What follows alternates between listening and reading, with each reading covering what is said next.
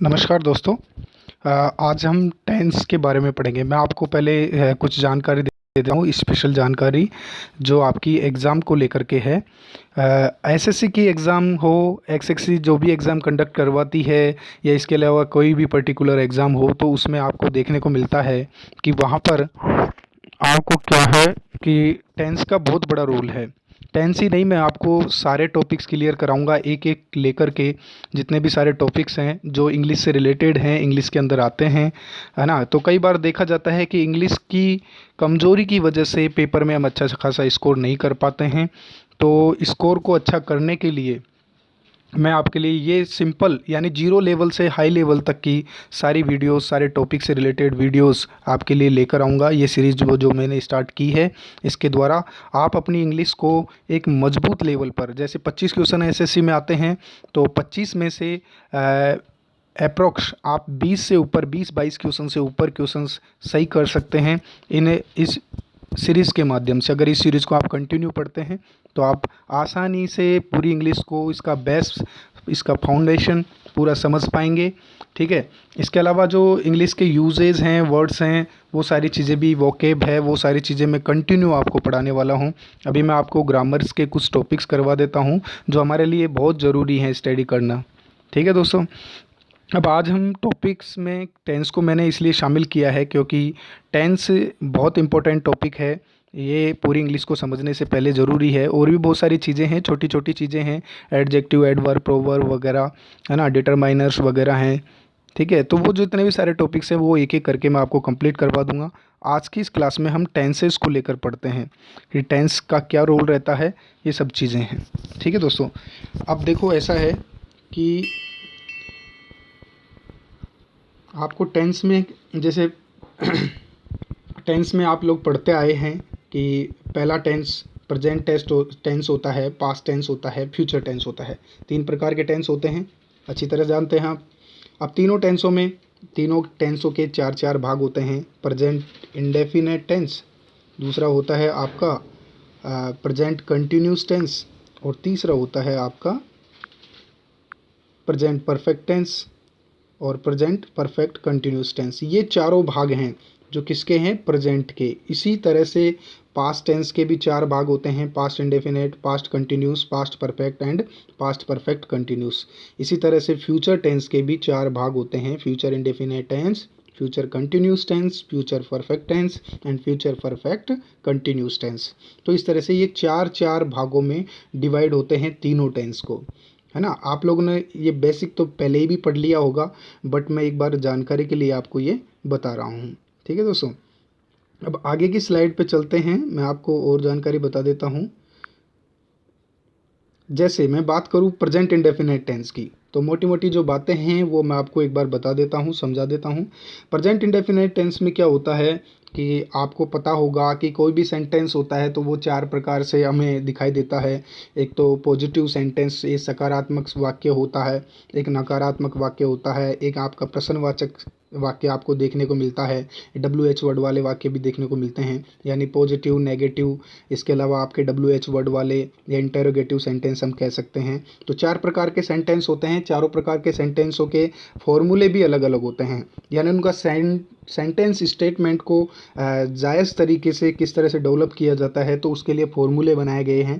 तो वो फॉर्मूले मैं आपको ये यहाँ बता रहा हूँ। ठीक है। जो जनरली हम यूज करते हैं, जनरली जो फॉर्मूला होता है, हम जानते हैं कि सबसे पहले सब्जेक्ट आता है, फिर वर्ब आती है या हेल्पिंग वर्ब जो लगा लो, ठीक है, फिर उसके बाद में ऑब्जेक्ट आता है। तो ये जनरली फार्मूला है जो काम करता है किसी भी सूत्र के अंदर, किसी भी फार्मूले के अंदर, किसी भी सेंटेंस के अंदर आपको इस तरह से ही देखने को मिलेगा कि स्टार्टिंग में आपको वहाँ पर सब्जेक्ट देखने को मिलेगा, फिर मेन वर्ब देखने को मिलेगी, हेल्पिंग वर्ब्स आएंगी, नोट का प्रयोग कैसे होता है, ऑब्जेक्ट कैसे लगाते हैं, अदर जो चीज़ें कॉम्प्लीमेंट्स हैं वो कैसे यूज करते हैं, तो वो सारी चीज़ें हैं। अब जैसे प्रेजेंट इंडेफिनेट टेंस है, तो प्रेजेंट इंडेफिनेट टेंस में पहला पॉजिटिव सेंटेंस का जो आपको टेंस फॉर्मूला है वो कैसे मिलता है कि subject plus main verb plus object. अब मैं बात करूँ प्रेजेंट इंडेफिनेट टेंस में जो सिंपल सेंटेंस होते हैं, सिंपल जो सेंटेंस बनाए जाते हैं उसमें क्या होता है कि सब्जेक्ट के साथ में मैन वर्ब में एस ई आई एस लगा करके ऑब्जेक्ट जोड़ दिया जाता है। तो ये हमारा पहला फॉर्मूला है। जैसे उदाहरण एग्जाम्पल के तौर पर दिया गया है, मुकेश गोज़ टू स्कूल। ठीक है, तो यहाँ क्या है कि एस ई आई ई एस लगाया जाता है मैन वर्ब में, उसके अकॉर्डिंग सेंटेंस को बनाते हैं। मुकेश हमारा सब्जेक्ट हो गया है। अब गो यानी जाना, गो हमारा मैन वर्ब हो गया है। और एस ई आई ई एस हमेशा सेंटेंस में सब्जेक्ट को देखकर लगाया जाता है। यदि सब्जेक्ट हमारा सिंगुलर है वहाँ पर दोस्तों एस या ई एस का यूज होगा, अदर देन एस या यू एस का ई एस का यूज नहीं करते हैं। यदि प्लूरल सब्जेक्ट हुआ तो हम वहाँ पर एस या ई एस नहीं यूज करते हैं। ठीक है दोस्तों, तो ये है हमारा पॉजिटिव सिंपल सेंटेंस। ठीक है, बात करें दूसरे तरह से, जो नोट वाले सेंटेंस होते हैं, नेगेटिव सेंटेंस होते हैं, उसके लिए फॉर्मूला इंडेफिनिट टेंस का। तो सब्जेक्ट के साथ में आपको डू डज का प्रयोग करना है। कौन सी हेल्पिंग वर्ब लगानी है दोस्तों? डू डज लगानी है। डू डज के साथ में नोट आएगा। हमेशा ध्यान रखें, डू डज के साथ हमेशा ही नोट आता है। क्या? हमेशा ही डू डज नोट फॉर्म में यूज होता है। और फिर बाद में मैन वर्ब की फर्स्ट फॉर्म आती है, फिर ऑब्जेक्ट आएगा। ठीक है, जैसे मुकेश एक वचन है तो डू या डज में से डज आएगा, क्योंकि डू है जो प्लूरल सब्जेक्ट के साथ में आता है, डज है जो हमारा सिंगुलर सब्जेक्ट के साथ यूज होता है। तो सब्जेक्ट जैसे यहाँ पर मुकेश है और मुकेश सिंगुलर है, तो यहाँ पर हमारे साथ डज लगाएंगे मुकेश के साथ में। तो Mukesh does not go to school, ये वाक्य आपने पहले भी पढ़े होंगे, छोटी छोटी क्लासेज में इस तरह के सेंटेंस देखने को मिले होंगे। ये बेसिक है, टेंस का बेसिक है जो आपको जानना जरूरी है। तीसरा, जो इंटेरोगेटिव सेंटेंस होते हैं वो या तो हेल्पिंग वर्ब से स्टार्ट होते हैं या फिर डब्ल्यू एच वर्ड से स्टार्ट होते हैं। तो हेल्पिंग वर्ब से स्टार्ट होने वाले और डब्ल्यू एच वर्ड से स्टार्ट होने वाले सेंटेंस में आपको किस तरह से बनाना है? सबसे पहले आपको डू डज का प्रयोग करना है, बाद में आपका सब्जेक्ट आएगा, और फिर बाद में आएगा आपका नॉट, एंड फिर आएगा मैन वर्ब, और फिर आएगी ऑब्जेक्ट, और लास्ट में प्रश्नवाचक चिन्ह। ठीक है, तो इस तरह से आप सेंटेंस बना सकते हैं। जैसे कि does Mukesh not go to school, ये एग्जाम्पल हो गया, बिल्कुल अकॉर्डिंग टू फॉर्मूला है ना, जो हमारा फॉर्मूला है उसके अकॉर्डिंग सेंटेंस को यहाँ पर दिखाया गया है। ठीक है, आगे डब्ल्यू एच वर्ड की बात करें तो डब्ल्यू एच वर्ड वाला जो सेंटेंस होता है उसमें आपको डब्ल्यू एच वर्ड लगाना है, उसके बाद में हेल्पिंग वर्ब लगानी है, और उसके बाद में सब्जेक्ट लगाना है, फिर मैन वर्ब यूज करनी है, और लास्ट में ऑब्जेक्ट यूज करना है। तो वैन मान लो कि वो स्कूल कब जाता है, तो when does Mukesh go to school. तो यहाँ पर पूछा गया है कि मुकेश स्कूल कब जाता है। ठीक है दोस्तों, तो ये हो गए हमारे प्रेजेंट इंडेफिनिट टेंस के सारे फॉर्मूला बेसिस, जो जानकारी थी वो सारी जानकारी आपको मिल गई होगी। ठीक है, अब आगे चलते हैं दोस्तों। नेक्स्ट टेंस को हमने देखा है। अब बात करूं मैं एसएससी वगैरह जो एग्ज़ाम्स होती हैं जिनमें इंग्लिश हमको देखने को मिलती है, इंग्लिश के क्वेश्चंस आते हैं, तो वहाँ हमें कुछ रूल्स, स्पेशल रूल्स को भी देखना होता है। स्पेशल रूल्स भी पूछे जाते हैं, उनसे रिलेटेड सेंटेंस में इरर्स पूछी जाती हैं। तो वो इरर से रिलेटेड अगर आपको क्वेश्चंस को सोल्व करना है तो उसके लिए आपको ये ज्ञान होना चाहिए, प्रेजेंट इंडेफिनिट टेंस के रूल्स होने चाहिए, जो एक्स्ट्रा ऑर्डिनरी, जो अन्य एक्स्ट्रा रूल्स हैं उनके बारे में जानकारी होनी चाहिए। उनमें से पहला रूल है ऑलवेज और often, sometime, generally, usually, occasionally, rarely, seldom, never, hardly, scarcely, habitually and daily, every day, every night, once a year, once a day, once a month and twice a day, twice a week, twice a month। तो generally ये सारे जो मैंने यहाँ पर शब्द लिखे हैं, वर्ड्स लिखे हैं, ये सारे अगर वर्ड्स आपको किसी सेंटेंस में देखने को मिलते हैं तो वहाँ पर आपको सीधा सा प्रेजेंट इंडेफिनिट की वर्ब यूज करनी है। वहाँ कौन सा टेंस बनाना है? Present indefinite tense. वहाँ पर अगर मान लो कोई वाक्य दिया गया है जिसमें आपको इरर डिफाइन करनी है, तो वहाँ पर अगर मान लो ये शब्द उस वाक्य में हैं तो वहाँ पर आपको क्या करना है? प्रेजेंट इंडेफिनिट टेंस की वर्ब का यूज करना है। जैसे एग्जाम्पल के तौर पर मैं आपको बता देता हूँ। पहला एग्जाम्पल है, he generally comes here on time. तो यहाँ पर देखो जेनरली शब्द है, तो जेनरली शब्द अगर आपको देखने को मिल रहा है तो इसका मतलब सीधा साधा मतलब है कि वहाँ पर आपको यूज करना है इंडेफिनिट फॉर्म। वो क्या है कि एग्जाम में कैसे देता है, ही जनरली कम्स की जगह पर आपको कुछ और फॉर्म देख सकता है, ठीक है। तो इस तरह से अगर वो और फॉर्म्स देता है, कम्स की जगह केम दे सकता है, सेकंड फॉर्म दे सकता है, थर्ड फॉर्म दे सकता है, तो आपको क्या है कि जनरली शब्द को देखकर पहचानना है कि ये कौन सा सेंटेंस बनेगा यहाँ पर। तो इस शब्द को देखने के बाद में आप आसानी से प्रेजेंट इंडेफिनिट का यूज़ कर सकते हैं। जनरली शब्द जैसे ही आपको देखने को मिलेगा तो आप इसका प्रेजेंट इंडेफिनिट बनाइए, तो इसमें ही इरर मिस्टेक है, ठीक है। इस तरह से आप लिख सकते हैं। He generally comes here on time. Second sentence है he rarely speaks the truth. तो सेकंड सेंटेंस में जैसे आपको क्या देखने को मिल रहा है, रेयरली शब्द देखने को मिल रहा है। अगर रेयरली शब्द देखने को मिलता है, क्या मिलता है, रेयरली शब्द हैं, और जो अदर देन जो शब्द हैं ये आपको ऊपर जो दे रखे हैं मैंने, ये सारे शब्द अगर आपको देखने को मिलते हैं किसी भी वाक्य के अंदर, तो वहाँ क्या करना है, आपको प्रेजेंट इंडेफिनिट फॉर्म यूज़ करनी है, ठीक है। आ गया होगा समझ में। दूसरे रूल पे चलते हैं। सेकंड रूल है, यदि मान लो किसी भी वाक्य के अंदर या किसी सेंटेंस के अंदर आपको यूनिवर्सल ट्रूथ दिखाई देता है, किसी सेंटेंस के अंदर अगर आपको यूनिवर्सल ट्रूथ दिखाई देता है, या प्रिंसिपल दिखाई देता है, या परमानेंट एक्टिविटीज़ दिखाई देती हैं, यानी कोई भी ऐसा वाक्य हो जिसमें एक सार्वभौमिक सत्य दे रखा हो, या फिर उसमें किसी तरह का कोई सिद्धांत दे रखा हो, या फिर कोई ऐसी एक्टिविटीज़ का वर्णन दे रखा हो जो परमानेंट है, जैसे हमारा सूरज पूर्व में उगता है, ठीक है ना। तो ये सारी चीज़ें, पश्चिम में छिपता है, या फिर जो चंद्रमा रात को उगता है, तो ये सार्वभौमिक चीज़ें हैं, सार्वभौमिक सत्य हैं। तो अगर यूनिवर्सल ट्रूथ आपको देखने को मिलता है वाक्य में, तो इसका मतलब वहाँ प्रेजेंट इंडेफिनिट टेंस की वर्ब यूज होती है, ठीक। जैसे एग्जाम्पल के तौर पर मैं लेता हूँ, the sun rises in the east. The sun rises in the east, ये बिल्कुल ट्रुथ है, यूनिवर्सल ट्रुथ है कि सूर्य हमेशा कहाँ से उगता है, पूर्व में उगता है। तो अगर इस तरह का सेंटेंस दिखता है तो वहाँ पर प्रेजेंट इंडेफिनिट टेंस यूज होगा। 2 and 2 makes 4, यानी 2 और 2 कितने होते हैं, 4 होते हैं। तो इसमें क्या है कि मैंने एस या एस वाली फॉर्म यानी इंडेफिनिट टेंस इसलिए यूज़ किया है प्रेजेंट का, क्योंकि ये सार्वभौमिक है कि भैया 2 और 2 हमेशा 4 ही होते हैं, इसलिए हम प्रेजेंट इंडेफिनिट टेंस यूज करेंगे। सेकंड चलते हैं, वो सॉरी अगले नेक्स्ट रूल पे चलते हैं, पोजीशन। यानी किसी भी सेंटेंस में अगर आपको पोजीशन देखने को मिलती है ना, तो वो क्या करेंगे, मतलब किसी 2 व्यक्तियों में से लगा लो, या 2 वस्तुओं को लगा लो, या किसी पर्टिकुलर चीज़ों के बीच में अगर आपको परस्पर संबंध देखने को मिलता है, तो उस जगह पर आपको क्या करना है, वहाँ पर भी प्रेजेंट इंडेफिनिट टेंस यूज़ करना है। जैसे this pen belongs to me, ये पेन किसका है भैया, ये पेन मेरा है, ठीक है। आई हैव ए कार, ये कार किसकी है, ये कार मेरी है। तो यहाँ जब आपको पोजीशन देखने को मिलेगा तो वहाँ पर भी आप प्रेजेंट टेंस का ही यूज़ करें, प्रेजेंट इंडेफिनिट टेंस का यूज़ करें, ठीक। अब यहाँ पर आपको देखने को ये जो दिखाई दे रहा होगा, सेकंड जो एग्जाम्पल है, आई हैव ए कार, ठीक है। अब ये आई हैव के ए कार है, ये पर्टिकुलर ऐसा सेंटेंस है जिसमें हैव हेल्पिंग वर्ब के रूप में यूज नहीं हो रही है। ये हेल्पिंग वर्ब नहीं है भैया, ये यहाँ पर हमारी मेन वर्ब के रूप में यूज हो रही है। इस वजह से यहाँ हम क्या लिख रहे हैं, इसको प्रेजेंट इंडेफिनिट टेंस में फॉर्म कर रहे हैं।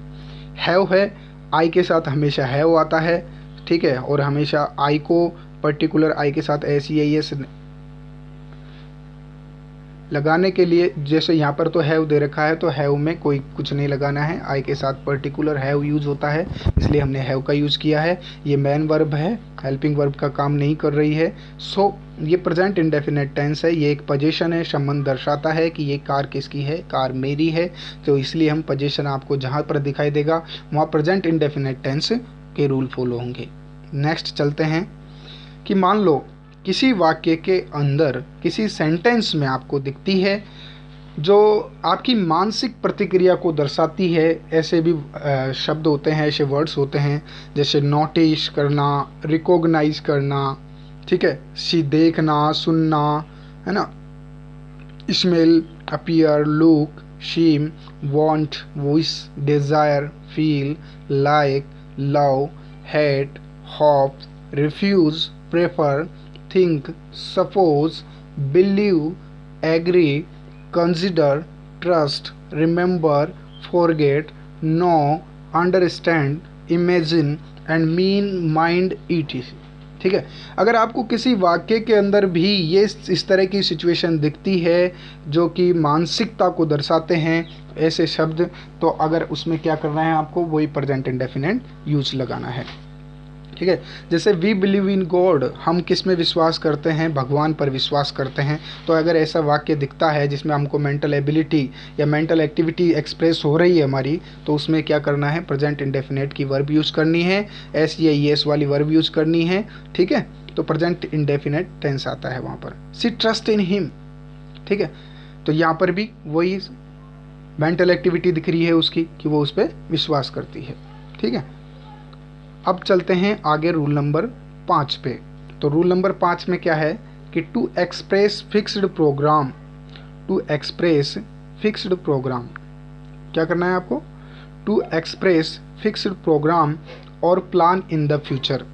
यानी कई बातें होती हैं जो हमारे भविष्य के लिए फिक्स होती हैं, या भविष्य का जो प्लान होता है, तो उन चीज़ों को भी अगर आपको इंडिकेट करना है तो वो प्रेजेंट इंडेफिनिट टेंस में इंडिकेट की जाती हैं। जैसे पहला है the college reopens in October. College कब ओपन होने जा रही हैं, दोबारा से अक्टूबर के महीने में ओपन होने जा रही हैं। तो ये फ्यूचर का प्लान है भैया, ये फिक्स हो रहा है। ठीक है, तो इस तरह के सेंटेंस में भी आपको इंडेफिनेट वर्ब यूज करनी है। She leaves for Dehradun next month, तो ये भविष्य की बात दिख रही है कि वो कब जाएगा देहरादून, अगले महीने जाएगा। ठीक है, तो इस तरह के अगर चीज़ें आपको देखने को मिलती है, फिक्स्ड प्रोग्राम हो या जो भविष्य के प्लान हो, future plan in the future, plans in the future, तो वहाँ पर भी प्रेजेंट इंडेफिनेट वर्ब भी लगाते हैं। ध्यान देने योग्य ये बात है कि यदि वाक्य में आपको टुमारो दिखता है, नेक्स्ट डे दिखता है, next night, next month, next year, next week, next January, next February, या in February, in January, and on Sunday, on Monday, इस तरह के वर्ड्स दिखाई देते हैं, तो वहाँ पर भी आप प्रेजेंट इंडेफिनेट टेंस का यूज़ करिएगा। ठीक है, आपको समझ में आ रहा होगा, क्योंकि ये बेसिक चीज़ें हैं जो बिल्कुल आप लोग अब अनुभूत करते हुए भी समझ सकते हैं, इन चीज़ों की अनुभूति करते हुए भी। ठीक है दोस्तों, रूल नंबर 6 पे चलते हैं। Future conditional sentences. Future conditional sentence या सबऑर्डिनेट क्लोज होते हैं, जैसे कि सबऑर्डिनेट सेंटेंस से तात्पर्य, सबऑर्डिनेट कंडीशनल जो क्लोज होते हैं इनसे तात्पर्य ऐसा होता है कि मान लो कोई सिचुएशन ऐसी रख दी जाए कि अगर तुम मेहनत करते हो तो तुम्हें आवश्यक रूप से सफलता मिलेगी। तो इस तरह के जो सेंटेंस होते हैं उनमें हमेशा प्रेजेंट इंडेफिनेट वर्ब का यूज़ करते हैं। जैसे if you run fast you will win the race, अगर तुम तेज़ दौड़ते हो तो you will win the race, तो तुम ज़रूर से ज़रूर इस रेस को जीत जाओगे। ठीक है ना, तो ये इस तरह के अगर सेंटेंस होते हैं तो वहाँ पर भी आपको प्रेजेंट इंडेफिनेट टेंस लगाना है दोस्तों। ठीक है, तो ये दोनों एग्जाम्पल्स हैं, ये प्रेजेंट इंडेफिनेट को शो कर रहे हैं। यहाँ सबऑर्डिनेट क्लोज दिया गया है। ठीक है, और सबऑर्डिनेट क्लोज क्या होता है, कंडीशनल सेंटेंस क्या होते हैं, तो वो सारी चीज़ें मैं पर्टिकुलर वीडियो बनाऊंगा, उसमें आपको समझ में आ जाएगा कि क्या हैं ये दोनों मैटर। ठीक, अभी हाल फिलहाल हम रूल्स के एक एक पर्टिकुलर टेंस को लेकर के उसके सभी रूलों को ध्यान में देकर पढ़ रहे हैं। ठीक, तो उनके बारे में जो जानकारी है वो होना हमें ज़रूरी है, क्योंकि एरर फाइंड करने में ये बहुत बड़ा रोल निभाते हैं। क्या करने में, एरर फाइंड करनी है अगर आपको सेंटेंस में, तो वहाँ पर आपको उसका टेंस भी देखना होता है। इस वजह से ये रूल आपको मालूम होने चाहिए। नेक्स्ट चलते हैं। जैसे मान लो कि रूल नंबर 7 में दिया गया है कि exclamatory sentence started with here और देयर। जैसे कोई सेंटेंस हेयर या देयर से स्टार्ट हो रहा हो, स्पेशल सेंटेंस हो, तो वहाँ पर भी आपको क्या करना है, इंडेफिनेट टेंस यूज़ करना है। इंडेफिनेट टेंस जैसे here comes the bus, here comes the bus, बस कहाँ आती है, यहाँ आती है। हेयर गोज द बस, बस वहाँ जाती है। तो ये जो हेयर एंड देयर से स्टार्ट होने वाले वाक्य हैं, इनमें भी आप प्रेजेंट इंडेफिनेट टेंस की वर्ब यूज करेंगे। एग्जाम में किस तरह से पूछा जाता है कि वहाँ पर आपको दिया गया रहेगा, कम्स की जगह पर कुछ और फॉर्म दे देगा, गोज की जगह पर सेकंड फॉर्म, थर्ड फॉर्म में से कुछ दे सकता है। ठीक है, या गो की जगह, गोज की जगह गो करके भी दे सकता है, वो भी इंडेफिनेट है। बट जैसे प्लूरल और सिंगुलर के साथ में जिस तरह से एस ई आई एस लगाते हैं तो उसका भी यूज़ मैंडेटरी है हमारे लिए। हमें आना चाहिए कि गोज़ कहाँ आता है, गो कहाँ आता है, एस ई आई एस कहाँ लगाते हैं। ठीक है दोस्तों, तो rule number 7 completed. Rule number 8 पे चलते हैं। मान लो कोई चीज़ टेलीकास्ट हो रही है रेडियो पर, टेलीविज़न पर, कोई वर्तमान समय में कोई मैच चल रहा है, आप कोई प्रोग्राम देख रहे हैं, है ना, आप कोई सीरियल देख रहे हैं, आप कोई फिल्म देख रहे हैं, या आप कोई नाटक देख रहे हैं। तो ये जो सारी चीज़ें हैं, जैसे मैच चल रहा हो या प्रोग्राम हो रहा हो या सीरियल हो रहा हो या फिल्म चल रही हो, ड्रामा चल रहा हो, या टेलीकास्ट एनीथिंग अदर जो भी चीज़ें होती हैं, वो भी जो भी चीज़ हो रही हो वर्तमान समय में, तो वो वर्तमान समय में जो भी चीज़ें होती हैं उनके लिए भी आपको क्या करना है, प्रेजेंट इंडेफिनिट टेंस यूज करना है। क्यों? क्योंकि देखो टेलीकास्ट से रिलेटेड जो चीज़ें होती हैं, जो कमेंट्री, जैसे आप किसी क्रिकेट के अंदर जो कमेंट्री होती है, वो कमेंट्री आप देखना, पूरी की पूरी कमेंट्री प्रेजेंट इंडेफिनिट टेंस के अंदर बोली जाती है। न्यूज़ चैनल पर देख सकते हैं आप, अखबार में स्पोर्ट्स कॉलम को पढ़कर देखिए, आपको जो जो कमेंट्री लिखने को देखने को मिलेगी, उसमें जो लिखी हुई लैंग्वेज है वो पूरी की पूरी प्रेजेंट इंडेफिनिट टेंस में लिखने को मिलती है। ठीक है दोस्तों, जैसे पहला एग्जाम्पल है, in the film my brother plays a role of Lakshman. ठीक है, तो यहाँ पर क्या है कि फिल्म की बात हो रही है, टेलीकास्ट की बात हो रही है, तो इसमें क्या है कि आपको क्या करना है, इंडेफिनिट टेंस का यूज़ करना है। तो यहाँ पर आया है इसीलिए please word. Ganguly runs after the ball, catches it and throw it on the stumps. तो ये भैया कमेंट्री की लाइन है कि जो कमेंट्री हमारे क्रिकेट मैच के दौरान होती है, तो ये सारी लाइनें हैं ना, जो पर्टिकुलर किस में बनती है आपके इंडेफिनेट में। तो runs indefinite and throw indefinite, तो ये जो मतलब ये किस में बनेगा, प्रेजेंट इंडेफिनेट में होगी। जो भी कमेंट्री वगैरह है, जो प्रोग्राम से लेकर कोई बातचीत होती है, तो वो सब प्रेजेंट इंडेफिनेट टेंस में शो करनी होती है। आगे देखते हैं ऑथर स्टेटमेंट। ऑथर स्टेटमेंट अगर कोई दिया गया है तो वहाँ पर भी आपको क्या करना है, ऑथर स्टेटमेंट में भी आपको प्रेजेंट इंडेफिनिट टेंस यूज करना है। प्रेजेंट इंडेफिनिट टेंस में ऑथर स्टेटमेंट के अंदर जैसे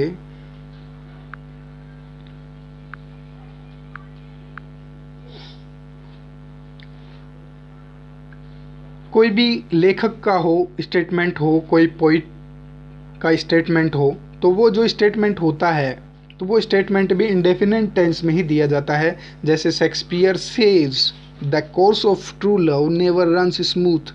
ठीक है, ये जो सेंटेंस दिया गया है, इस सेंटेंस के अंदर शेक्सपियर ने कहा है, उस लेखक ने कहा है। ठीक है, तो ये पर्टिकुलर प्रेजेंट इंडेफिनिट टेंस को शो करती हैं या प्रेजेंट इंडेफिनेट वर्ब को शो करती हैं, तो वहाँ पर हमेशा प्रेजेंट इंडेफिनेट वर्ब ही यूज़ की जाएगी। जैसे यहाँ पे दिया गया है सेज, ये सेज क्यों दिया गया है, क्योंकि यहाँ पर हमारा सब्जेक्ट सिंगुलर है, इसलिए हमने यहाँ पर सिंगुलर वर्ब का यूज़ किया है और एस ई आई एस लगाया है इंडेफिनेट टेंस के अकॉर्डिंग। ठीक है, आगे चलते हैं रूल नंबर 10 पे। To make alive and fresh the event of the past, यानी अगर मान लो भूतकाल की कोई सी भी ऐसी घटना है जिसको हम याद कर रहे हैं, दोबारा से ताज़ा कर रहे हैं, तो वो सारी चीज़ें हैं, उनकी जो बातें हैं उनको अगर ताज़ा करना है तो भी आपको क्या करना है, इंडेफिनेट वर्ब यूज़ करनी है। जैसे राम ने रावण को मारा है। ठीक है, बिल्कुल राम ने ही रावण को मारा है। ठीक है, तो क्या है कि at last Ram kills the Ravana, अंत में किसने, राम ने रावण को मारा। ठीक है, तो इस वजह से यहाँ पर क्या है कि आप यहाँ क्या कर रहे हैं, इस सेंटेंस में पास्ट की इवेंट को वापस से ताज़ा कर रहे हैं, वापस याद कर रहे हैं, शो करना चाह रहे हैं, तो इस वजह से इंडेफिनेट वर्ब यूज की जाएगी। जैसे सेकंड है example, Babur crosses the plains, Ibrahim oppose him with a large army. यानी जो बाबर है वो मतलब इतिहास से रिलेटेड बात हो गई है, कोई पास्ट की बात है और उसको दोबारा याद किया जा रहा है, तो यहाँ पर बाबर, हुमायूं, इब्राहिम की बातों को याद किया जा रहा है, तो इस वजह से क्या है कि इंडेफिनेट टेंस की यूज़ होना चाहिए। देखो हमें क्या करना है, हमें सेंटेंस वगैरह से कोई मतलब नहीं है, हमें ये मतलब है कि हमारा जो कंसेप्ट है वो सेंटेंस के प्रति वो क्लियर है या नहीं है। मैटर करता है कंसेप्ट आपका क्लियर होना चाहिए उस सेंटेंस को लेकर के, तब जाके आप आसानी से और काफ़ी अच्छी तरीके से एरर डिफाइन करेंगे और एक भी क्वेश्चन को आप गलत नहीं कर सकते हैं। ठीक है, अब प्रेजेंट इंडेफिनिट टेंस हमने पढ़ लिया है, आगे देखते हैं कि कौन सा टेंस कहाँ यूज होता है। प्रेजेंट इंडेफिनिट टेंस के बाद में आता है आपका प्रेजेंट कंटिन्यूस टेंस। कौन सा टेंस आता है? Present continuous tense. अब प्रेजेंट कॉन्टिन्यूस में क्या होता है? जो वर्तमान में जो घटनाएं होती हैं और जो लगातार जारी हो रही हैं, ठीक है, तो वो घटनाएं क्या हैं? प्रेजेंट कंटिन्यूस टेंस के अंदर आती हैं। अब देखते हैं आगे प्रेजेंट कंटिन्यूस टेंस के चारों फॉर्मूले पढ़ लेते हैं। पहला फॉर्मूला है कि subject plus is am are plus main verb में आई एन जी जोड़ते हैं प्लस ऑब्जेक्ट लगाते हैं। मैन वर्ब की फर्स्ट फॉर्म में ये जेरेंट फॉर्म्स होती हैं, तो इन सारी फॉर्म्स को भी हमें याद करना ज़रूरी है। जैसे subject plus is am are plus main verb की फर्स्ट फॉर्म में I N G plus object, ये इसका प्रेजेंट इंडेफिनिट का सिंपल सेंटेंस का फॉर्मूला है। जैसे Mukesh is going to school, is am are किसके साथ यूज़ करते हैं? ये आपको अच्छी तरह से बखूबी याद होगा कि इज सिंगुलर के साथ में, एम भी सिंगुलर के साथ में लगाया जाता है, बट एम हमेशा आई के साथ यूज करते हैं एंड आर बहुवचन या प्लूरल के साथ में यूज किया जाता है। तो ये आपको छोटी छोटी चीज़ें तो ऑलरेडी मालूम होंगी ही, आपने छोटी छोटी क्लासेज में इनको पढ़ा होगा, ठीक है, तो समझ में आती होंगी। जैसा इसका एग्जाम्पल है Mukesh is going to school. Particular एक सेंटेंस हम स्टार्टिंग से पढ़ते आए हैं कि Ram is going to school, Ram is going to hospital, Ram is going to, है ना, मंदिर जो टेम्पल वगैरह होता है। तो ये सारे सेंटेंस हमने पर्टिकुलर पढ़े हैं। तो ऐसे सेंटेंस में क्या करना है? आपको इज एम आर का यूज़ करना है। कॉन्टिन्यूस वर्ब है प्रेजेंट की, हेल्पिंग वर्ब। फिर बाद में बात करते हैं कि जो नेगेटिव सेंटेंस होते हैं, नेगेटिव सेंटेंस के लिए फॉर्मूला है subject plus is am are plus not plus main verb की फर्स्ट फॉर्म प्लस उसमें आई एन जी लगा के फिर लास्ट में आपको ऑब्जेक्ट लगाना है। जैसे मुकेश सब्जेक्ट हो गया, इज एम आर में से हमने क्या ले लिया? मुकेश सिंगुलर है तो इज लगा दिया, ठीक। नॉट है तो नॉट लगाना पड़ेगा, नेगेटिव सेंटेंस है। और मैन वर्ब की फर्स्ट फॉर्म गो हो गई, गो में आपने आई एन जी जोड़ा तो आई एन जी जोड़ने के बाद में गोइंग हो गया। टू स्कूल आपका ऑब्जेक्ट हो गया, कहाँ जाता है? स्कूल जाता है, ठीक है। तो Mukesh is not going to school, Mukesh school नहीं जा रहा है, ठीक है। अब जो इंटरोगेटिव सेंटेंस होते हैं वो दो तरह से बनते हैं, एक हेल्पिंग वर्ब से स्टार्ट होते हैं, एक आपके WH वर्ड से स्टार्ट होते हैं। अब हेल्पिंग वर्ब से जो वाक्य स्टार्ट होगा उसमें क्या है कि स्टार्टिंग में आपको हेल्पिंग वर्ब यूज़ करनी है हमारी इज एम आर, बाद में सब्जेक्ट, वर्ब की फर्स्ट फॉर्म में आई एन जी, फिर ऑब्जेक्ट यूज करना है। जैसे is Mukesh going to school right now, ठीक है।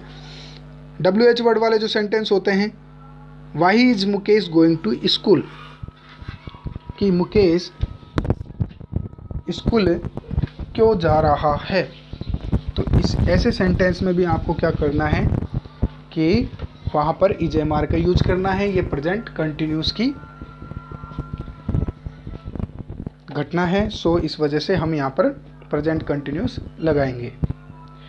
आगे देखते हैं कि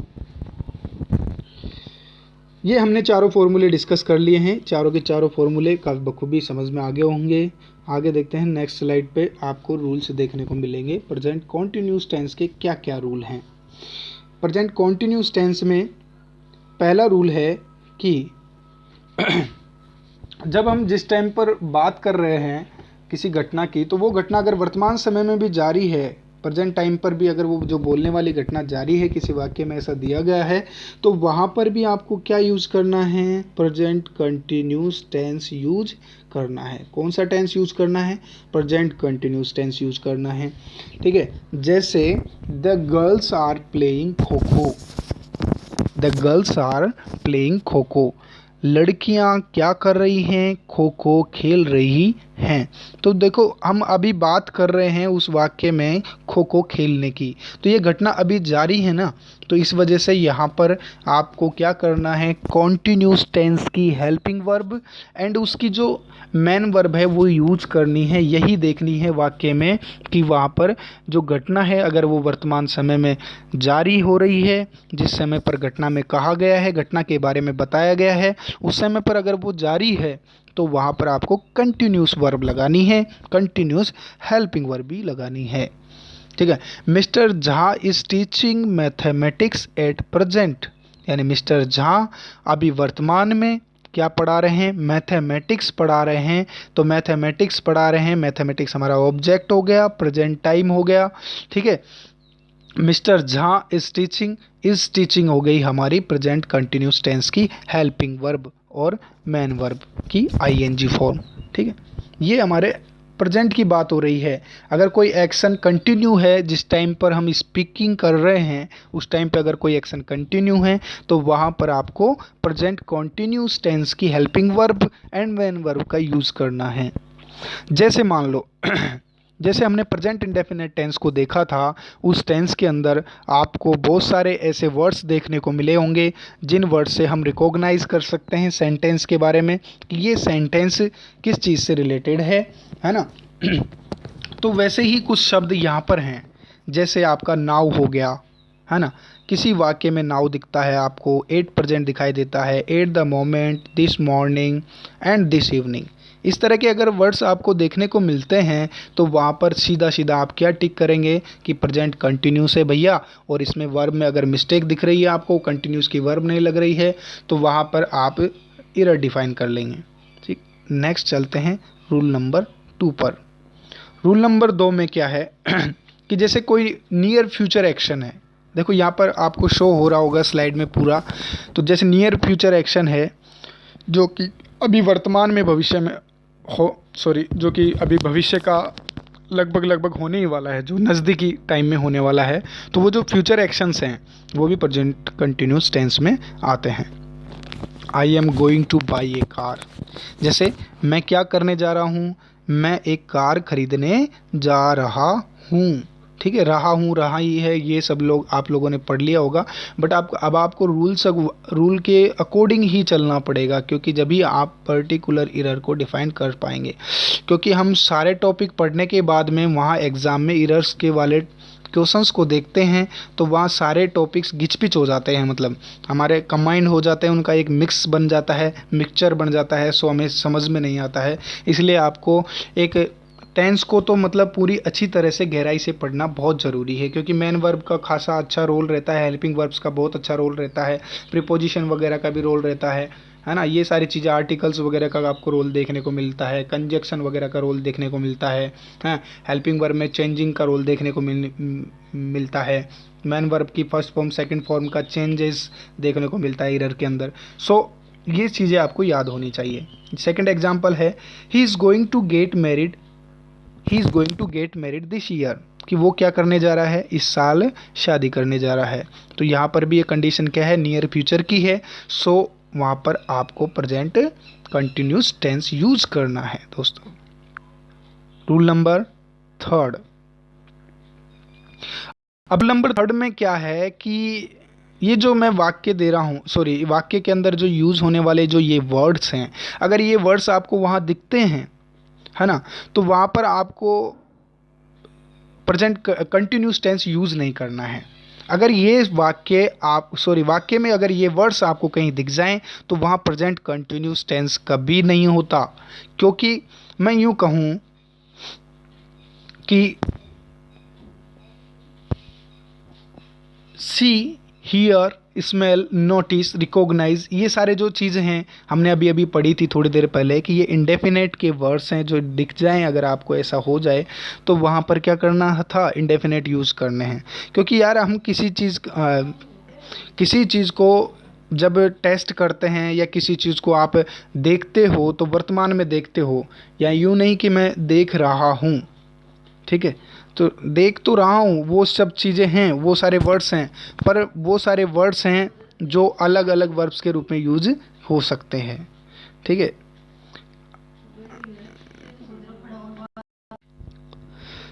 तो बात क्या हो रही थी कि don't use the following verbs in present continuous tense में आपको ये वर्ब्स बिल्कुल यूज़ नहीं करनी है। अभी थोड़ी देर के लिए आपको ये चीज़ें समझनी ही पड़ेगी दोस्त।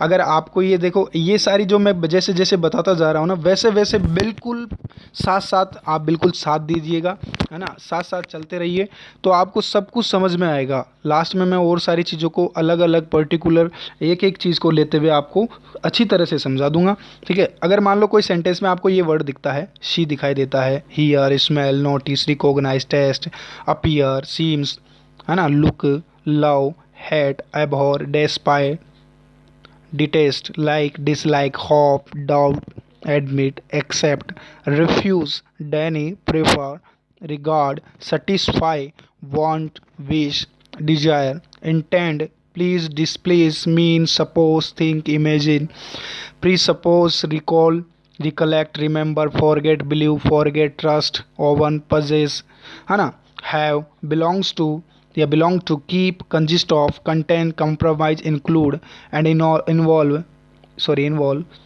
है ना, equal, cost, deserve, depend, fit, owe, lack, require, and resemble, need, dare, sound, ETC. अगर ये सारे वर्ड्स आपको देखने को मिलते हैं किसी सेंटेंस में, तो वहाँ पर आपको प्रेजेंट कॉन्टिन्यूस नहीं लगाना है। मैं आपको पीडीएफ प्रोवाइड करवा दूंगा, वहाँ से आप इसके नोट्स भी तैयार कर सकते हैं, ठीक है। जैसे पहले सेंटेंस है, सी नोज हिम वेरी वेल, वह उसको अच्छी तरह से जानती है, तो नोज लगाना है आपको, ठीक है, नोज लगाना है। ये प्रेजेंट किसकी है, she knows him very well. अब यहाँ पर मैं उसको जानता, वह उसको जानती है, अच्छी तरह से जानती है, वेरी वेल आ गया, वेल यानी अच्छी तरह से जानती है, ठीक है। तो यहाँ पर इसलिए नोज का यूज़ किया गया है क्योंकि नोज में क्या है कि वह उसको जानती है। यूँ नहीं कि मैं यूँ नहीं कह सकता कि यार वह उसको अच्छी तरह से जान रही है। ये हमारे हिंदी ओवन लैंग्वेज में, लोकल लैंग्वेज में हम यूज़ कर लेते हैं, पर ये कोई वाक्य नहीं होता है कि वह मैं उसको अच्छी तरह जान रहा हूँ। नहीं, मैं उसको अच्छी तरह जानता हूँ या वह उसको अच्छी तरह जानती है। तो इस तरह के सेंटेंस होते हैं, ये हिंदी मीनिंग को कंबाइंड करके, इस वजह से हम क्या है, ऐसे सेंटेंस में कॉन्टिन्यूस टेंस का यूज़ नहीं कर सकते। जैसे I feel that you are right, जैसे मैं महसूस करता हूँ कि तुम बिल्कुल सही हो, जैसे मैं महसूस करता हूँ कि तुम बिल्कुल सही हो, तो मैं इस बात को यूँ नहीं कह सकता कि मैं महसूस कर रहा हूँ कि तुम सही हो। एक बात बताओ, अगर आप महसूस कर रहे हो कि तुम सही हो, कहाँ सही हुआ यार ये वाक्य, ठीक है। हिंदी मीनिंग में क्या है, हमको डायरेक्टली वो सही लगता है, जब पर्टिकुलर हम उसके शब्द वाक्यांश पर आते हैं तो देखते हैं कि यार नहीं, हमने गलती कर दी है वाक्यों को बोलने में, समझने में, तो ठीक है। इसलिए कंटिन्यूस टेंस में अगर आपको किसी भी सेंटेंस में अगर आपको ये वर्ड्स देखने को मिलते हैं, तो वहाँ पर आप कॉन्टिन्यूस वर्ब नहीं लगाएंगे, इंडेफिनेट वर्ब का यूज़ करेंगे, ठीक है। आगे चलते हैं रूल नंबर 4 के बाद में, जो रूल नंबर 3 के बाद में जो स्पेशल केसेज आते हैं। कुछ स्पेशल केसेज हैं जिसमें प्रेजेंट कंटिन्यूस टेंस में जो यूज किए जाते हैं, जैसे I think he is right, she is thinking to go to her village, the flower smell sweet, he is smelling the flower. अब देखो इसमें क्या है कि स्पेशल केसेज का मतलब है कि जैसे अभी मैंने आपको रूल नंबर 3 में बताया था कि अगर ये शब्द आपको किसी वाक्य में देखने को मिलते हैं तो उस वाक्य को आप प्रेजेंट कंटिन्यूस फॉर्म नहीं कर सकते हैं। अब देखो इस शब्द में क्या है, इस वाक्य में है आई think he is right, I think he is right, I think he is right. यहाँ पर आपको दिया गया है थिंक, यहाँ पर क्या दिया गया है, मैं सोचता हूँ कि वह सही है, ठीक है। तो यहाँ पर आपको थिंक वर्ड दिया गया है। अगर ये थिंक वर्ड देखो यहाँ भी दिया है, रूल नंबर 3 में ये थिंक वर्ड दिया रखा है, दिया है ना। अगर ये थिंक वर्ड आपको दिख जाता है तो वहाँ क्या यूज़ नहीं करना है, कंटिन्यूस यूज़ नहीं करना है। बट दोस्तों कुछ स्पेशल केसेस हैं, जैसे थिंक हो गया, है ना, स्मेल हो गया, तो ये जो एक दो शब्द हैं ये स्पेशल हैं, इनमें आप आईएनजी या कंटिन्यूस यूज़ कर सकते हैं।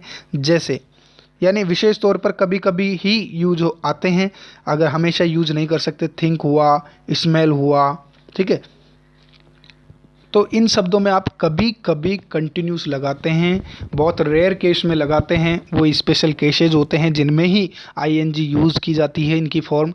अदरवाइज इनमें कभी भी कंटिन्यूस नहीं लगाते हैं। ये आपको ध्यान रखना होगा कि कौन कौन सी ऐसी वर्ब्स हैं जिनके अंदर आईएनजी फॉर्म लगा सकते हैं या नहीं लगा सकते हैं, ठीक है। जैसे I think he is right, ठीक है। एक तो इस तरह से वाक्य बोलना हो कि वह सही है, तो वहाँ आप बिल्कुल थिंक लगा सकते हैं, बट वो इंडेफिनेट में यूज़ करेंगे।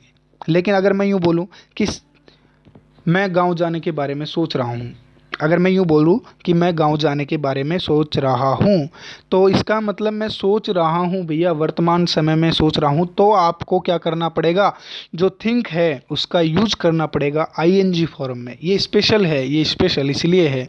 अगर मैं सोचता हूँ कि मैं गांव जाऊंगा या गांव जा रहा हूं, या मैं यूं कहूं कि मैं सोचता हूं कि वह गांव जा रहा है, ठीक है। तो ऐसे वाक्यों में आपको इंडेफिनेट लगाना है। और यूं कहूं कि मैं सोच रहा हूं कि गांव में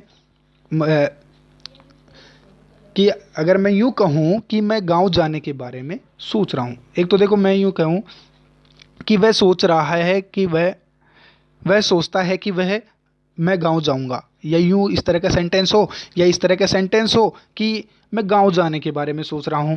तो इसमें क्या है, दोनों में अंतर यही है कि वहां पर आपको थिंक का इंडेफिनेट यूज़ करना है और यहाँ पर थिंक का कंटिन्यूस यूज़ करना है। वही जो कंटिन्यूस की फॉर्म्स होती है, कहीं जाने की सोच रहा हूँ, कुछ करने की सोच रहा हूँ, पिक्चर देखने की सोच रहा हूँ, है ना, किसी का कहीं पर प्रकट होने की सोच रहा हूँ, या जो भी काम करने की मैं सोच रहा हूँ, खाना बनाने की सोच रहा हूँ। तो ये सारे चीज़ें हैं जो कॉन्टिन्यूस टेंस में आती हैं, इस वजह कॉन्टिन्यूस वर्ब की यूज़ करनी है आपको। जैसे second example, the flower smells sweet. जो फूल हैं वो अच्छी गंध देते हैं, सुगंधित गंध देते हैं, ठीक है। मतलब मैं यूँ कहना चाहूँगा कि जो दो एक एक तो वाक्य ऐसा होता है कि जो फूल है वो अच्छी गंध देते हैं, ठीक है। तो उसका मतलब वहाँ पर आपका इंडेफिनेट यूज़ होगा, देते हैं। और एक बात हो कि वह जो फूल है ना वो गंध दे रहा है, अगर वो अच्छी गंध दे रहा है तो इसका मतलब दे रहा है, ठीक है। दे रहा है तो वहाँ पर कंटिन्यूस वर्ब यूज होगी। तो ये स्पेशल केसेस हैं। आपको सेंटेंस का हिंदी मीनिंग बनाना है, और हिंदी मीनिंग बनाने के बाद में तो आप उसको आसानी से सोल्व कर सकते हैं। अगर हिंदी मीनिंग नहीं बन रहा है तो ऐसे सेंटेंस में आपको देखना है कि वहाँ पर क्या दे रखा है, कि जैसे द फ्लावर स्मेल स्वीट, जैसे कि फूल कैसी देते हैं, मतलब वो सेंटेंस को आपको रिकॉग्नाइज करना पड़ेगा। एक दो सेंटेंस आसपास के पढ़ करके उसके शब्दों के अनुसार आपको ये अनुमान लगाना पड़ेगा कि ये जो वाक्य है ये प्रेजेंट इंडेफिनेट का है या कंटिन्यूस का है, और उसके अकॉर्डिंग ही आपको कंटिन्यूस या indefinite verb, helping verb use करनी है। आगे देखते हैं present perfect tense. Present perfect tense में वो टेंस जिसके अंदर कोई भी काम हो वो वर्तमान समय में पूर्ण कर लिया गया हो, तो वो परफेक्ट यानी परफेक्शनली उसको पूरा कर लिया गया है, तो वहाँ पर क्या काम होता है, प्रेजेंट परफेक्ट टेंस यूज लिया जाता है। बात करूँ प्रेजेंट परफेक्ट टेंस के सारे फॉर्मूलेज के बारे में, फॉर्मूले क्या होते हैं इसके, जैसे सिंपल सेंटेंस में फॉर्मूला होता है subject plus has have plus main verb की थर्ड फॉर्म प्लस सब्जेक्ट। देखो पूरा ढांचा बिल्कुल उसी तरह से है, चेंज क्या हो रहा है, चेंज हो रहा है आपकी हेल्पिंग वर्ब एंड आपकी मेन वर्ब की फॉर्म्स। तो अगर ये दोनों ही चीज़ें चेंज हो रही हैं तो ये आपको याद होना चाहिए कि परफेक्ट में कौन सा आता है, कॉन्टिन्यूस में कौन सा आता है। अगर वो प्रेजेंट का है या पास्ट का है तो पास्ट का कंटिन्यूस में कौन सी हेल्पिंग वर्ब यूज होगी, कौन सी मैन वर्ब यूज होगी, प्रेजेंट के कंटिन्यूस में कौन सी हेल्पिंग वर्ब आएगी, कौन सी मैन वर्ब आएगी। तो वो चीज़ आपको याद होनी चाहिए। प्रेजेंट परफेक्ट टेंस में जैसे पहला है कि subject plus has have plus main verb की थर्ड फॉर्म प्लस ऑब्जेक्ट वाला फॉर्मूला यूज करना है। हैज हैव आता है, वर्ब की थर्ड फॉर्म आती है सिंपल सेंटेंस में। जैसे मुकेश, अब देखो हैज हैव में से हैज कहाँ लगाते हैं और हैव का यूज कहाँ करते हैं। हैज अगर हमारा सब्जेक्ट सिंगुलर है तो सिंगुलर सब्जेक्ट के साथ में आपको हैज का यूज करना है। अगर हमारा सब्जेक्ट सिंगुलर है तो सिंगुलर सब्जेक्ट के साथ में सिंगुलर हेल्पिंग वर्ब आएगी, और अगर हमारा सब्जेक्ट प्लूरल है तो प्लूरल सब्जेक्ट के साथ में क्या आएगा, प्लूरल ही वर्ब आएगी। तो यहाँ पर लिखेंगे हैव, तो सिंगुलर के साथ हैज और प्लूरल के साथ हैव का यूज किया जाता है। और ध्यान रहे प्रेजेंट परफेक्ट सिंपल टेंस के अंदर आपके हैज हैव हेल्पिंग वर्ब का यूज करते हैं। ठीक, दूसरा फॉर्मूला है कि subject plus has have plus not plus main verb की third form plus object negative है तो हमें नॉट लगा दिया है। Mukesh has not gone to school, इसके अकॉर्डिंग। फिर बाद में देखें has have plus subject plus main verb की थर्ड फॉर्म प्लस ऑब्जेक्ट, तो has Mukesh gone to school, WH word बिल्कुल इसी तरह से। तो ये सारे सेंटेंस है जो आप आसानी से बना सकते हैं अगर इन फॉर्मूलेज को यूज़ करते हैं। आप अच्छी तरह से देख लें एक एक फॉर्म को, एक के एक फॉर्मूले को देख लें, ये याद होना बहुत ज़रूरी है, बहुत ज़रूरी है, बहुत ज़रूरी है, बहुत ही ज़्यादा ज़रूरी है अगर आपको एरर डिफाइन में कोई गलती नहीं करनी है। ठीक है, ये छोटी छोटी चीज़ें हैं जो आप 10th क्लास तक भी पढ़े होंगे, बिल्कुल आसानी से समझ में भी आई होंगी, लेकिन मैं इनको दोबारा से रिकॉल कर रहा हूँ इस वजह से ताकि आप इनको अच्छी तरह से जान सके, दोबारा याद कर सकें, जो जंग लग गई है वो अट जाए। अब बात करें परफेक्ट टेंस के रूल्स के बारे में। प्रेजेंट परफेक्ट टेंस का जो पहला रूल है उसके अकॉर्डिंग है कि जैसे कोई भी प्रतिक्रिया या कोई सी भी क्रिया है जो वर्तमान समय में कंप्लीट कर ली गई है, पूरी हो गई है, एक ऐसा एक्शन जो कि कंप्लीटेड हो चुका है ना, an action that completed right now, जो अभी अभी हाल ही में पूरा कर लिया गया है, तो वो उस वाक्य के अंदर उस क्रिया के लिए आपको प्रेजेंट परफेक्ट यूज करना है। जैसे he has written a letter, कि उसने एक पत्र लिख दिया है, या मैं यूँ कहूँ वो इलाहाबाद चला गया है, ठीक है, वह मंदिर गई है, ठीक है, या जा चुकी है ना। तो इस तरह के सेंटेंस में आपको क्या करना है, प्रेजेंट परफेक्ट यूज करना है।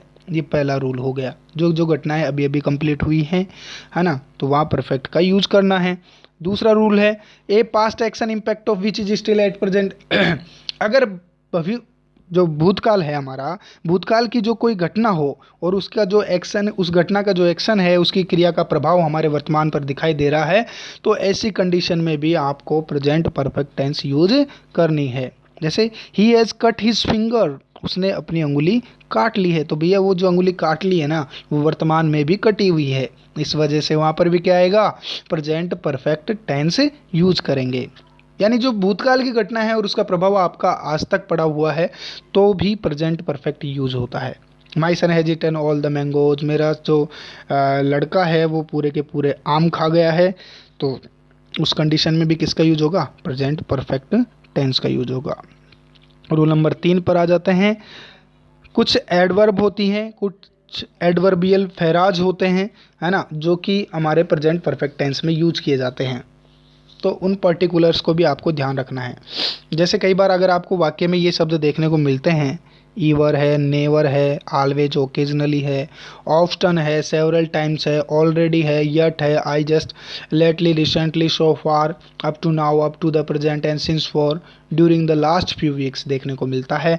वाक्य के अंदर ये सारे शब्द अगर आपको देखने को मिलते हैं तो वहाँ पर प्रेजेंट परफेक्ट सीधा सा क्या होगा, प्रेजेंट परफेक्ट। प्रेजेंट परफेक्ट की वर्ब्स यू देख लेनी है और उसकी हेल्पिंग वर्ब क्या लगा रखी है, मेन वर्ब क्या लगा रखी है, ये चीज़ें देखनी है। ही हैज़ कम रिसेंटली, वो अभी अभी आया है, रिसेंटली शब्द अगर आपको देखने को मिल रहा है तो रिसेंटली के अकॉर्डिंग हम क्या लगाएंगे, प्रेजेंट परफेक्ट टेंस यूज करेंगे। Mukesh has not completed his work up to now, ठीक है, तो इसमें भी क्या दे रखा है, अप टू नाउ दे रखा है, तो अप टू नाउ देखते ही तुरंत समझ जाना है कि प्रेजेंट परफेक्ट है। She has not gone yet, yet शब्द को देखते ही तुरंत समझ जाना है कि ये प्रेजेंट परफेक्ट के लिए है, ठीक है। अब प्रेजेंट परफेक्ट कॉन्टिन्यूस टेंस के बारे में देखते हैं। प्रेजेंट परफेक्ट कॉन्टिन्यूस के फॉर्मूले देख लेते हैं। पहला फॉर्मूला है सब्जेक्ट, देखो पहले मैं बता देता हूँ, जो प्रेजेंट परफेक्ट कॉन्टिन्यूस टेंस होता है उसके अंदर आपको हेल्पिंग वर्ब हैज़ हैव के साथ में बीन लगाकर यूज़ करनी है, और वही कॉन्टिन्यूस आ रहा है प्रेजेंट परफेक्ट कॉन्टिन्यूस टेंस में, तो कॉन्टिन्यूस आ रहा है तो वर्ब की फर्स्ट फॉर्म में आईएनजी यानी जीरंड फॉर्म आईएनजी फॉर्म्स का यूज़ होगा। और एक और मेन बात जो आपको याद होनी चाहिए कि हमेशा वो किसी भी टेंस का परफेक्ट कॉन्टिन्यूस हो उसके अंदर आपको सिंस फॉर का यूज करना है। सिंस फॉर का यूज करने के बारे में मैं पूरी डिटेल से जानकारी आपको समझा देता हूँ, ठीक है। सिंस और फॉर में जैसे सिंस का यूज वहाँ करना है जो चीज़ें फिक्स होती हैं वहाँ सिंस लगाया जाता है, और फॉर वो चीज़ वहाँ लगाया जाता है जो हमें अनिश्चित होती है या उनका अनुमान ही होता है केवल मात्र, लेकिन वो पूर्ण रूप से सत्य नहीं होती, वहाँ फॉर लगाना है। जैसे मैं 2 घंटे से पढ़ाई कर रहा हूँ, मैं कितने से 2 घंटे से पढ़ाई कर रहा हूँ, लेकिन ये 2 घंटे कौन से हैं भैया ये हमें पता नहीं है, या मैं भी समझाने के लिए बता रहा हूँ आपको कि 2 घंटे से पढ़ाई कर रहा हूँ, इसलिए यहाँ पे क्या आएगा फॉर 2 आवर्स, ठीक है। तो फॉर का यूज होगा जो अनिश्चित है, अनिश्चित समय को दर्शाने के लिए फॉर का यूज होता है, और निश्चित समय को दर्शाने के लिए सिंस का यूज होता है। इतना सा समझ लो, वाक्यों को देखकर उसका मर्म समझ में आएगा। तो जैसे आप मर्म ही समझ जाओगे तो उसकी सारी जानकारी समझ जाओगे कि सिंस फॉर का यूज कहाँ होता है। पहले फॉर्मूले में आपको दे रखा है कि सब्जेक्ट आएगा सबसे पहले, फिर हैज हैव आएगा, फिर बीन लगाना है, फिर मेन वर्ब में आईएनजी लगानी है, फिर ऑब्जेक्ट और फिर सिंस फॉर का यूज, और फिर लास्ट में टाइम का यूज करना है। जैसे एग्जाम्पल के तौर पे दिया गया है, Mukesh has been reading a novel for 4 hours.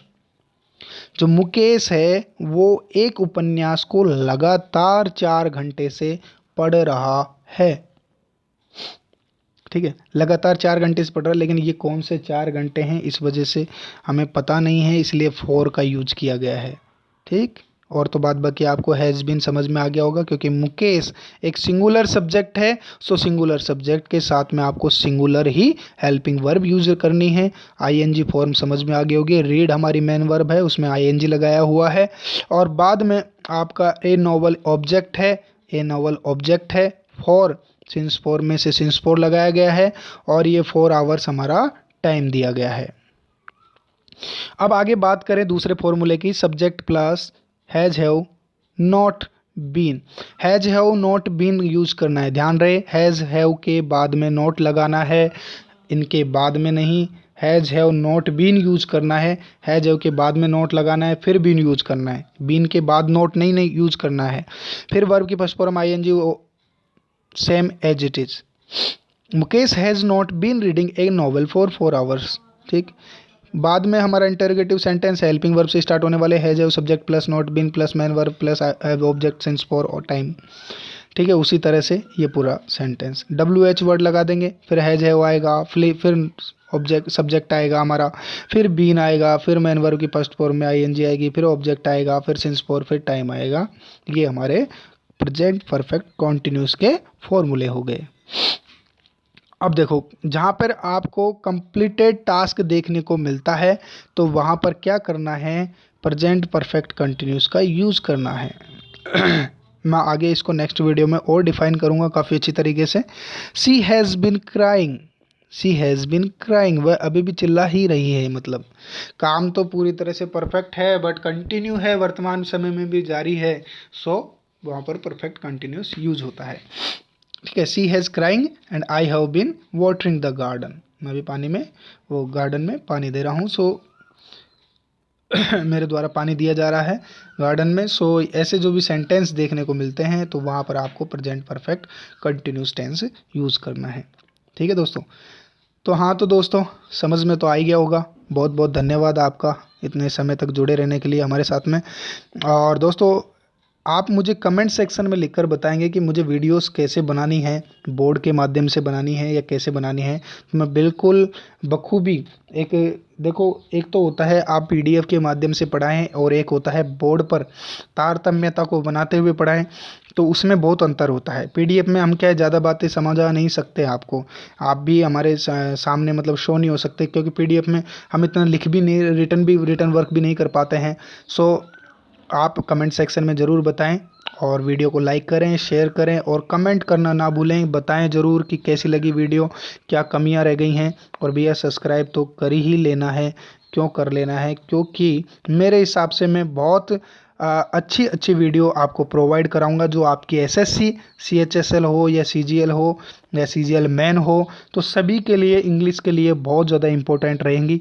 तो ठीक है दोस्तों, मिलते हैं नेक्स्ट वीडियो में और फिर से बजाएंगे अपना डंका नेक्स्ट वीडियो में और पढ़ेंगे आगे के सारे टॉपिक्सों को कंटिन्यू। ठीक है दोस्तों, धन्यवाद, मिलते हैं।